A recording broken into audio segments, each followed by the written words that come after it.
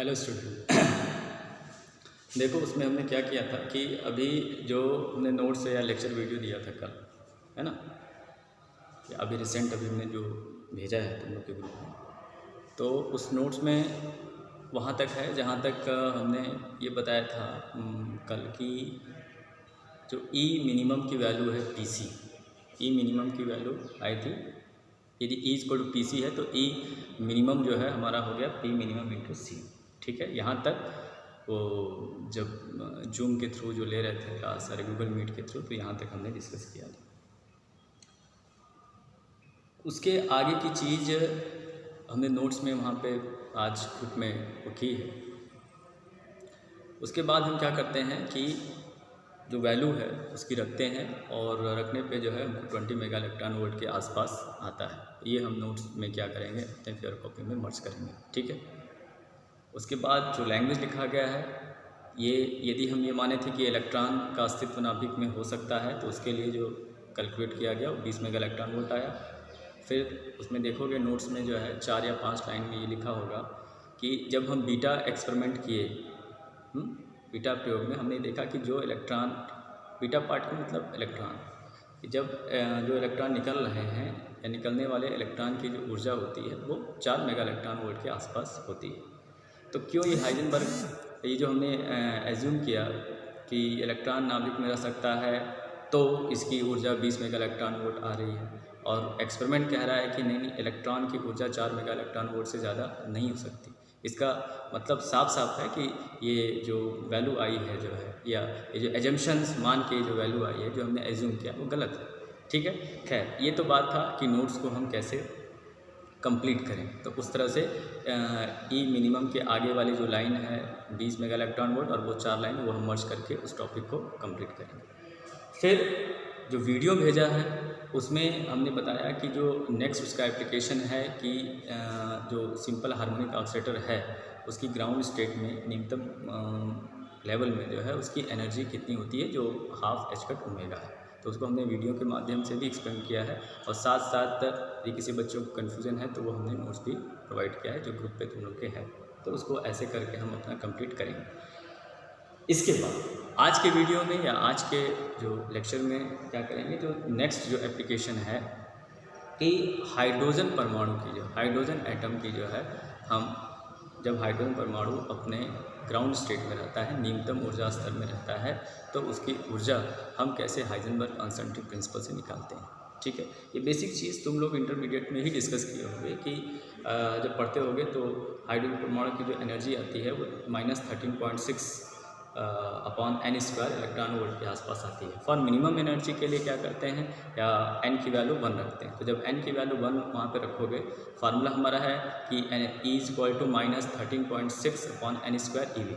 तो जब एन की वैल्यू 1 रखोगे जो है, तो वो फर्स्ट जो वो मिनिमम एनर्जी के करस्पॉन्डिंग जो है वो एनर्जी कन्वर्ट होकर ई मिनिमम हो जाएगा, जिसकी वैल्यू तुमको -13.6 इलेक्ट्रॉन वोल्ट के आसपास आएगी, जो बोहर निकल कर। तो आज वही हाइजेनबर्ग अनसर्टेनिटी प्रिंसिपल से जो है उसी चीज़ को हम कैसे करते हैं। तो हेडिंग देखो क्या लिखा है, ground state energy of hydrogen atom, मतलब हाइड्रोजन परमाणु की न्यूनतम जो लेवल है, लोएस्ट लेवल में एनर्जी कितनी होती है, जो या न्यूनतम जो ऊर्जा की वैल्यू कितनी होती है। ठीक है, तो वो चीज़ हम हाइजेनबर्ग अनसर्टेनिटी प्रिंसिपल से डिस्कस कर रहे हैं। तो इसमें क्या है कि हाइड्रोजन परमाणु के अंदर, सबसे पहले 2 मिनट के लिए बताएंगे कि हाइड्रोजन परमाणु के अंदर जो एलिमेंट्री पार्टिकल्स हैं वो क्या क्या हैं। ठीक, तो हाइड्रोजन परमाणु के अंदर, हाइड्रोजन के अंदर क्या क्या होता है, इलेक्ट्रॉन होता है, प्रोटॉन होता है। ठीक है, प्रोटॉन नाभिक में रहता है जो है, और इलेक्ट्रॉन उसके नाभिक के बाहर चारों तरफ कक्षा में परिक्रमण करता है। ठीक है, हाइड्रोजन के पास, जो हाइड्रोजन के पास एक इलेक्ट्रॉन है और एक प्रोटॉन है। ठीक है, तो यदि, चूँकि हमको यहाँ पर ground state energy of hydrogen atom निकालनी है, तो हम ये मान रहे हैं, हम ये एज्यूम कर रहे हैं कि जो इलेक्ट्रॉन जो ऑर्बिट के चारों तरफ चक्कर लगा रहा है, अरे नाभिक के बाहर जो चक्कर लगा रहा है, मान लो वो प्रथम ऑर्बिट में, फर्स्ट ऑर्बिट में जो है वो रिवॉल्व कर रहा है। तो फर्स्ट ऑर्बिट की जो त्रिज्या है वो हमने एज्यूम कर लिया है स्मॉल आर। ठीक है। चूँकि फर्स्ट ऑर्बिट है तो वो नाभिक के केंद्र से जो पहला ऑर्बिट है वो उसमें कहीं पे भी वो चक्कर लगा सकता है। तो वही जो उसका जो रेडियस होगा जो है प्रथम कक्षा की जो त्रिज्या होगा वही उसकी स्थिति में अनिश्चितता होगी जो है, ठीक है।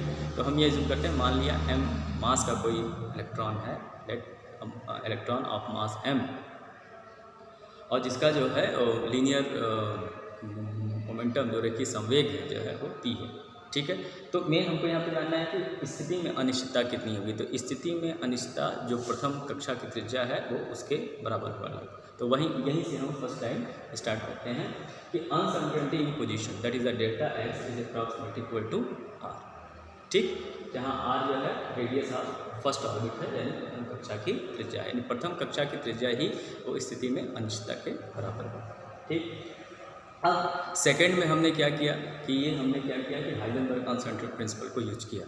अभी तक जो हम लिखते थे कि delta x delta P x is approximate equal to h/2, तो हम प्रॉब्लम के हिसाब से जो है अप्रॉक्सीमेशंस करते हैं। तो यहाँ पे जो हम टर्मिनोलॉजीज यूज करेंगे या जो उसका मैथमेटिकल स्टेटमेंट यूज करेंगे वो ये यूज करेंगे कि delta x delta P x is approximate equal to h का, ठीक है। अब यहाँ से हमको डेल्टा x की वैल्यू मालूम होगी, अब यहाँ से हम डेल्टा पी एक्स की वैल्यू मालूम कर रहे हैं, ठीक है। तो यहाँ से डेल्टा पी एक्स इस फार्मूला से delta x delta P x is approximate equal to h cut से delta P x is approximate equal to क्या हो जाएगा h cut upon delta x, h cut upon delta x, ठीक। अब delta x की value equation 1 से जो delta x is approximate equal to r, इसको इक्वेशन जो 1 मान लीजिए, इसमें हम रख देंगे तो हमको मिल जाएगा is approximate equal to h cut upon r, यानी साफ सुथरा क्या हुआ कि जो अनसर्टेनिटी इन पोजीशन है, स्थिति में जो अनिश्चितता है वो फर्स्ट जो ऑर्बिट है उसके रेडियस के अप्रॉक्सीमेट इक्वल है, ठीक। फिर हाइजेनबर्ग अनसर्टेनिटी प्रिंसिपल के इस स्टेटमेंट को यूज किए, इस फॉर्म में यूज किए, तो यहाँ से डेल्टा पी एक्स की वैल्यू हम निकाल लिए h कट अपॉन, इसको इक्वेशन 1 मान लिया गया और इसको इक्वेशन 2 मान लिया। अब क्या करते हैं जो अब जैसे इसके बाद जो स्टेटमेंट बताया कि जो संवेग में जो अनिश्चितता होगी या पोजीशन में अनिश्चितता होगी, डेल्टा x के बराबर होगा और डेल्टा p के बराबर होगा, जो मिनिमम संवेग है। मतलब कि जो अनिश्चितताएँ राशियाँ होती हैं, जैसे कि uncertainty in momentum is equal to the minimum संवेग, ठीक है। यानी जो डेल्टा p है वो मिनिमम संवेग p के बराबर होगा, इसी प्रकार डेल्टा x जो है वो x के बराबर होगा। ये दोनों चीज़ें इस टाइप की जो चीज़ हैं अभी हम अपने नेक्स्ट लेक्चर में किए हैं, जो नोट्स हम लोग को बनाए हैं। तो वही कराया कि जो p है, तो p जो इलेक्ट्रॉन का जो मिनिमम संवेग जिसको p से डिनोट कर रहे हैं वो किसके बराबर होगा, अनसर्टेनिटी इन मोमेंटम, ठीक है। तो क्योंकि डेल्टा पी एक्स को ही रफली डेल्टा p लिखा है, तो डेल्टा पी एक्स की value h cut upon r आएगा, डेल्टा पी एक्स मतलब डेल्टा p, इसकी value h cut upon r आई है। तो जो मिनिमम संवेग जिसको हम p से डिनोट कर रहे हैं उसकी वैल्यू की h कट अपॉन r आएगी, जैसे हमने 2 वाले सेक्शन में किया था दोनों में। अब इस प्रकार से जो है क्या हुआ कि hydrogen atom total energy of the electron, ठीक। तो जैसे वहाँ पे हम टोटल एनर्जी ई कैलकुलेट किए थे जो सिंपल हार्मोनिक ऑक्सीलेटर था। फिर एनर्जी मिनिमम होने के लिए हमने देखा था कि एनर्जी जो है वहाँ पे स्मॉल a पे डिपेंड हो रही है, तो मिनिमम एनर्जी के लिए a के रिस्पेक्ट में जब हम e को डिफ्रेंशिएट करें तो इसका 0 आए, तो उससे हम a स्क्वायर की वैल्यू फाइंड कर लेते थे। फिर इस a स्क्वायर की वैल्यू फिर दोबारा उसी e में रख के हम e मिनिमम की वैल्यू निकाल लेते थे जो हाफ h कट ओमेगा आता था। तो सेम प्रोसीजर यहाँ पे भी है। तो अब हाइड्रोजन एटम के अंदर हम इलेक्ट्रॉन की टोटल एनर्जी निकाल रहे हैं। जैसे वहाँ पे निकाला था E equal to kinetic energy plus potential energy, तो हार्मोनिक ऑक्सीलेटर की थी। यहाँ पे हम उसका इलेक्ट्रॉन का निकाल रहे हैं। तो टोटल एनर्जी को यदि हम E से रिप्रेजेंट कर रहे हैं तो total energy equal to kinetic energy plus potential energy. Kinetic energy में तो कोई दिक्कत नहीं है, जैसा वहाँ पे है कि p²/2 है। एक्चुअली ये जो पोटेंशियल एनर्जी है वो हम कैसे निकालते हैं। पोटेंशियल एनर्जी देखिए, चूँकि हाइड्रोजन एटम में एक इलेक्ट्रॉन है और एक प्रोटॉन, ठीक है। तो जब इलेक्ट्रॉन और प्रोटॉन है और उसके बीच की जो दूरी है सपोज कर लें हम क्या है r, क्योंकि इलेक्ट्रॉन और प्रोटॉन दोनों पे सेम चार्ज होता है, ठीक है। मैग्नीट्यूड में सेम चार्ज होता है, इसकी वैल्यू 1.6 × 10⁻19 के आसपास होती है, ठीक है। तो अब ये काइनेटिक एनर्जी तो ये निकल गया। पोटेंशियल एनर्जी निकालने के लिए देखिए एक फार्मूला आप लोग डिस्कस करते होंगे या पहले भी पढ़ होंगे कि F is equal to minus du/dr। ठीक है, तो यदि हमको फोर्स मालूम है तो F is equal to minus du/dr है। जैसे मैं यहाँ पे यदि बोर्ड पे लिखूँ, इसको यदि ऊपर वाले लाइन को हम यदि यहाँ से हटा दें कि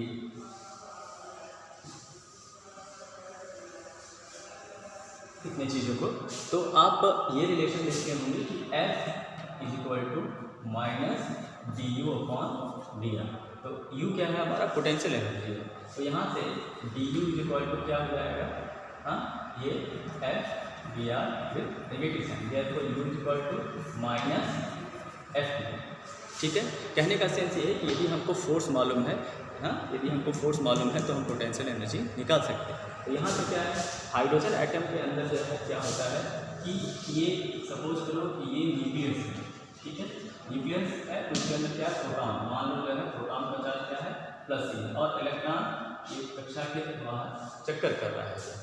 ठीक है, तो नाभिक के बाहर ये चक्कर कर रहा है। इलेक्ट्रॉन प्रोटॉन की जो दूरी है वो r, इलेक्ट्रॉन का चार्ज क्या है -है। तो कूलॉम के नियम से क्या हो जाएगा, देखो सपोज करो ये Q1 है जिसकी वैल्यू +3 है, ये Q2 है जिसकी वैल्यू -3 है। तो कूलॉम के नियम के अनुसार जो F की वैल्यू होगी वो क्या होगा, F is equal to K that is 1/4πε0 जो भी है, तो ये होगा Q1 ×r², यानी +E × -E, यानी हो जाएगा -E² और इसके बीच के डिस्टेंस का स्क्वायर। तो फोर्स की वैल्यू क्या आ जाएगी यहाँ पे, -K वही कांस्टेंट है। ठीक है, तो F is equal to -K E²/r।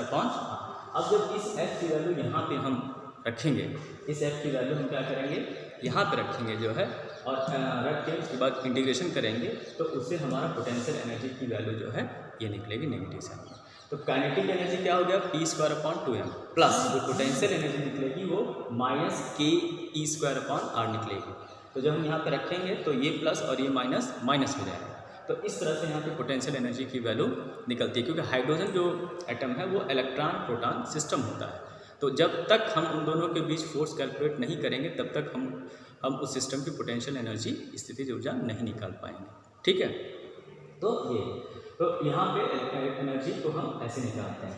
ठीक, जहाँ K की वैल्यू वही 1/4πε0 है, कांस्टेंट है। यहाँ पे ε0 जो लोग पढ़ते हैं निर्वात की क्या है, विद्युतशीलता है। ठीक है, अब क्या करते हैं, अब यहाँ से क्या करते हैं, इस इक्वेशन में हम जो P की वैल्यू वहाँ से निकाले थे इक्वेशन 3 से, P की वैल्यू क्या निकली थी जो है h/r। P की वैल्यू क्या निकली थी, P equal to delta P equal to h/r। तो इस समीकरण 4 में हम P की वैल्यू h/r रख देते हैं। ठीक है, तो h/r जब रख देंगे तो ये हो जाएगा h²/2mr² और ये -K²/r, इसमें कोई चेंजेस नहीं है। ठीक, फिर से ध्यान दो, हमको जो ग्राउंड स्टेट एनर्जी निकाली है कि जब जो इलेक्ट्रॉन या जब परमाणु अपने न्यूनतम ऊर्जा स्तर में रहता है तो उसी समय उसकी ऊर्जा न्यूनतम होती है। ठीक है, जब ग्राउंड स्टेट में रहता है तो उसी समय उसकी ऊर्जा क्या रहती है, मिनिमम रहती है। तो हम क्या करते हैं कि इसीलिए हम पहले एनर्जी का एक्सप्रेशन निकालें। ठीक, अब जब ये हम फाइनल जो इक्वेशन निकाल लिए क्वेश्चन 5, अब इसमें हम कहेंगे चूँकि परमाणु अपने न्यूनतम ऊर्जा स्तर में है, चूँकि परमाणु अपने, क्योंकि हमको ग्राउंड स्टेट एनर्जी निकालनी है, चूँकि परमाणु अपने न्यूनतम ऊर्जा स्तर में है, अर्थात ऊर्जा एनर्जी को मिनिमम होने के लिए, चूँकि हमको ग्राउंड स्टेट एनर्जी निकाली, मैं बार बार बात को रिपीट कर रहा हूँ, हमको न्यूनतम ऊर्जा स्तर निकालना है। ये ऊर्जा न्यूनतम नहीं है। ठीक है, कह रहा है कि ये तब न्यूनतम होगा जब, क्योंकि ये देखिए ये ऊर्जा किस पर डिपेंड कर रहा है, h पे तो डिपेंड नहीं कर रहा है, h कांस्टेंट है, 2 कांस्टेंट है, m कांस्टेंट है, k कांस्टेंट है, e कांस्टेंट है, ये r को चेंज करने से ये वैल्यू चेंज हो रही है। तो ऊर्जा को न्यूनतम होने के लिए, जैसे वहाँ पे हमने किया था कि E स्मॉल a पर डिपेंड करता था, तो मिनिमम होने के लिए डेवा E/डेवा a वो 0 के बराबर होना चाहिए। इसी तरह यहाँ पे भी चूँकि E स्मॉल r पर डिपेंड कर रहा है तो E को मिनिमम होने के लिए डेवा E/डेवा r ये 0 के बराबर होना चाहिए, जो चीज़ हमने यहाँ लिखा है। फॉर मिनिमम एनर्जी डेवा E/डेवा r इज इक्वल टू 0। ठीक है, तो अब उसी तरह पहले हम क्या करें, इसको r के रिस्पेक्ट में क्या करें, डिफ्रेंशिएट करें, फिर जो आए उसको 0 के इक्वल करें, इक्वल करने पर उसको सॉल्व करें तो r की वैल्यू हमको यहाँ से प्राप्त होगी। उस इक्वेशन को सॉल्व करने पे h cut square upon k m e square, suppose कर लिया कि ये क्वेश्चन 6 है। ठीक, अब h भी कॉन्स्टेंट, k भी कॉन्स्टेंट, m भी कॉन्स्टेंट, e भी कॉन्स्टेंट, तो हम इसको इस पूरे h cut upon k m e square को एक नए कॉन्स्टेंट r नॉट के इक्वल मान ले रहे हैं। यही r नॉट जो है ये बोहर की प्रथम कक्षा की त्रिज्या, मतलब बोहर फर्स्ट ऑर्बिट रेडियस है। इसकी वैल्यू जो है कितना होती है, 0.53 एंगस्ट्रॉम के आसपास है। अब इसको यदि हम इस वैल्यू को यदि r नॉट के इक्वल मान लिए तो हम क्या करते हैं कि अब ये जो है मतलब h cut square upon K m e square, अब यहाँ पे हम क्या करते हैं, इसको हमने जो यहाँ पे r की वैल्यू इस इक्वेशन में हम r की वैल्यू जो है रखते हैं। तो ये वैल्यू इक्वेशन हम नंबर ये परहैप्स फ्रॉम यू हैव ये इक्वेशन नंबर 5, यदि 5 इक्वेशन आपको शो करें तो थोड़ा सा ये इस तरह से आप देखें, जो हमने बोला था कि इक्वेशन 4 प्राप्त हो गया। फिर इक्वेशन 4 में हमने क्या किया है कि इक्वेशन 4 में हमने p की वैल्यू रखा h कट अपॉन r, तो हमको ये हमको क्या मिल रहा है, इक्वेशन 5 मिल रहा है। ये अब ये इक्वेशन 5 मिल रहा है, ठीक है, ध्यान से देख लें, ये इक्वेशन 5 मिल रहा है। कैसे मिला, इक्वेशन 4 में हमने p की value h cut upon r रखी तो ये हमको इक्वेशन 5 मिला। अब इस इक्वेशन 5 को हमने r के रिस्पेक्ट में डिफ्रेंशिएट करके 0 के बराबर किया, क्योंकि हमको मिनिमम एनर्जी निकालनी है। तो फॉर मिनिमम ई डेवा ई अपॉन डेवा r इज इक्वल टू 0। अब ये चीज़ें आपको यहाँ पे दिख रही होंगी जो हम यहाँ पे कह रहे हैं कि जब हमने इक्वेशन 5 को r के रिस्पेक्ट में डिफ्रेंशिएट करके 0 के बराबर किया और उसको सॉल्व किया तो हमको r की वैल्यू ये प्राप्त हो रही है। इस पूरे कांस्टेंट क्वांटिटी को हम एक दूसरे कांस्टेंट क्वांटिटी r नॉट के इक्वल कर लिए हैं, ठीक है। तो कहने का मतलब ये है कि हमको r यहाँ से r equal to r naught प्राप्त हो गया। तो अब यहाँ पे समीकरण 5 में यदि हम r की जगह r नॉट रख दिए तो हमको ये जो मिनिमम एनर्जी है जो है कि E minimum is equal to, देखिए h cut square upon 2m r naught square minus K E square upon r naught प्राप्त होगी, जहाँ पे r नॉट की वैल्यू जो है h cut square upon K m square है, क्योंकि r equal to r naught है। अब यहाँ पे जब हम इसकी वैल्यू यहाँ पे रखते हैं जो है, अब किसी r नॉट की वैल्यू यदि हम यहाँ पे रख दें, या आप तो ऐसा करिए कि आप डायरेक्ट भी कर सकते हो कि इक्वेशन जो 5 हमने शो किया, फिर से मैं दिखा दे रहा हूँ, ये जो इक्वेशन 5 हम शो किए हैं इसको आप क्या करो कि चूँकि ये r पे डिपेंड कर रहा है इसलिए इसको r के रिस्पेक्ट में आप डिफ्रेंशिएट करो, ठीक है, यानी डेवा ई अपॉन डेवा r, और फिर लिखो फॉर मिनिमम एनर्जी ई डेवा ई अपॉन डेवा r इज इक्वल टू 0, ठीक है। तो डेवा ई बाई डेवा आर को डिफ्रेंशिएट करके एक इक्वेशन प्राप्त हुआ, फिर उसको मिनिमम एनर्जी के लिए 0 के बराबर किया, तो करने के बाद सॉल्व किया, तो सॉल्व करने पे आपको r की वैल्यू प्राप्त होगी। सॉल्व करने पे r की वैल्यू आपको क्या प्राप्त हुई, यही r is equal to h cut square upon K m E square, ठीक है। अब आप डायरेक्ट इस r की वैल्यू जो ये आई है, r की वैल्यू ये जो आई है आप यहाँ पे इक्वेशन 5 में रख दो, तो ये मिनिमम की वैल्यू मान, जब r की value h cut square upon K m E square रखोगे इसमें इक्वेशन 5 में, जब r की value h cut square upon के एम स्क्वायर रखोगे तब ये ई किस में कन्वर्ट हो जाएगा, तब जो इक्वेशन 5 में जो ई है वो किस में कन्वर्ट हो जाएगा, ई मिनिमम में। और यही ई मिनिमम की जो वैल्यू प्राप्त हो रही है, मैं थोड़ा कैमरा इस साइड कर रहा हूँ, जो ई मिनिमम की जो वैल्यू जब आर की वैल्यू रखोगे तो ये minus K square M E power 4 upon 2h cut square प्राप्त हो, ठीक है। अब कुछ नहीं करना है, अब क्या करना है कि इसमें ये जो k की वैल्यू है वो क्या होती है 1/4 एप्सिलॉन नॉट, और एप्सिलॉन नॉट की वैल्यू आपको नोन है, ठीक है। पाई की वैल्यू नोन है, n इलेक्ट्रॉन का मास है ये 9.1 × 10⁻³ होता है, e इलेक्ट्रॉन का चार्ज है जिसकी वैल्यू 1.6 × 10⁻19 होती है, फिर h कट की वैल्यू 1.04 × 10⁻34 होती है। तो सारे पैरामीटर्स की वैल्यू रख दो और सॉल्व कर दो, तो पहले एनर्जी जूल में निकलेगा, फाइनली आपको एनर्जी किस में निकालना है, इलेक्ट्रॉन वोल्ट में, जैसे वहाँ पर आपने मेगा इलेक्ट्रॉन वोल्ट में कैलकुलेट किया, ठीक है। तो ये जो मिनिमम एनर्जी आएगी वही -13.6 13.6 इलेक्ट्रॉन वोल्ट के आसपास आएगी। जो जैसा बोहर ने निकाला था कि उन्होंने एनर्जी का एक्सप्रेशन निकाला था -13.6 -13.6 अपॉन n²eV, जो कि फर्स्ट ऑर्बिट के लिए या फर्स्ट एनर्जी लेवल के लिए या ग्राउंड स्टेट एनर्जी लेवल के लिए n की वैल्यू 1 रखा। तो जब n की वैल्यू 1 रखेंगे तो E की वैल्यू -13.6 इलेक्ट्रॉन वोल्ट आएगी। तो वो चीज़ तो बोहर ने किया था। ये हाइजेनबर्ग ने अपने अनसर्टेनिटी प्रिंसिपल को यूज करके जो है ग्राउंड स्टेट एनर्जी जो है हाइड्रोजन एटम की कैलकुलेट की। ठीक है, अब इसके तो अभी तक पढ़ा क्या हमने, हाइजेनबर्ग अनसर्टेनिटी प्रिंसिपल का स्टेटमेंट क्या था, वो कौन से एक्सपेरिमेंटल एविडेंस थे या वो कौन से एक्सपेरिमेंट थे जो है जो हाइजेनबर्ग अनसर्टेनिटी प्रिंसिपल को प्रूफ किए कि वो सही है या गलत। ठीक है, तो उसमें आपने गामा रेज स्पेक्ट्रोस्कोप और इलेक्ट्रॉन बीम डायफ्रैक्शन जो है वो पढ़ा था। फिर एप्लीकेशंस ऑफ अनसर्टेनिटी प्रिंसिपल में पहला जो है वो था कि non existence of electron inside the nucleus. दूसरा जो है कि सिंपल हार्मोनिक जो ऑक्सीलेटर है जो है उसकी एनर्जी ग्राउंड स्टेट में। और तीसरा चीज़ जो है हमने पढ़ा ये वाला कि ground state energy of hydrogen atom. Last application ये बच गया है जो हमने बताया था वर्णक्रमी स्पेक्ट्रम वाला जो है कि किसी यदि कोई भी सिंगल वेवलेंथ है तो उसमें स्प्लिटिंग जो होती है तो वो फ्रिक्वेंसी में क्या चेंजेस होते हैं, इसको डॉपलर ब्रोडेनिंग भी बोलते हैं जो। ठीक है, इसके बाद ये चैप्टर पूरी तरह से फिनिश हो जाएगा। देन उसके बाद जो है हम आएंगे अपने जो टॉपिक पे जो अनफर्स्ट थ्योरम है वगैरह वगैरह जो है इस पे, एंड देन आफ्टर जो है एप्लीकेशन ऑफ श्रोडिंगर इक्वेशंस पे आएंगे। ठीक है, थैंक यू वेरी मच।